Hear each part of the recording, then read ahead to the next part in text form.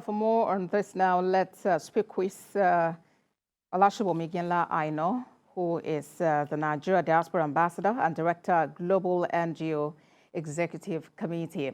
Well, as it is, the Russia-Ukraine war has further shone the spotlight on the issue of displacement and planned displacement and the refugees. How would you say world leaders are faring with regards to peacekeeping?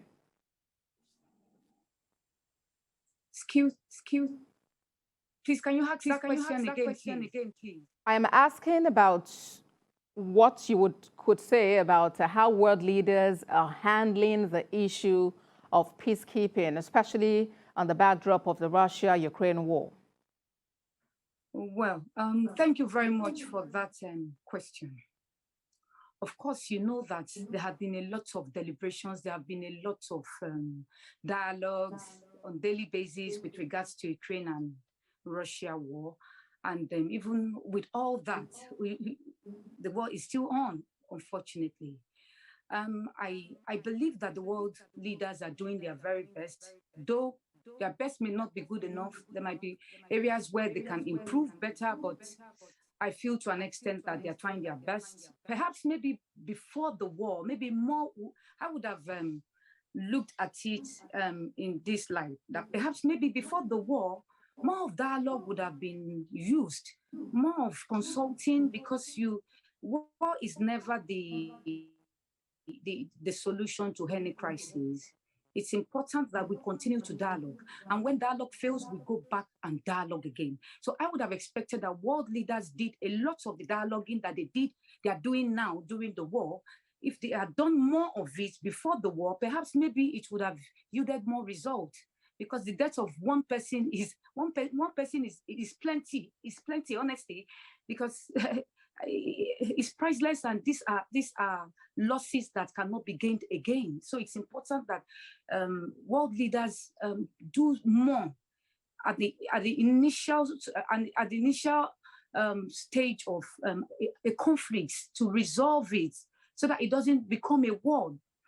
Because no country would be able to afford the war, irrespective of where the location of the country is. War is too expensive for any country. It's not the right decision to take by any government. It's not the right decision, indeed. And we're even talking about a larger scale. Within a country, you know, sometimes you also have internal displacement as a result of some levels of conflicts, generated within the particular country. What would be your advice? What advice would you give to settle these matters such that there could be peace and we don't have these issues of internal displacement in place? I think the United Nations has been doing quite a lot with regards to that.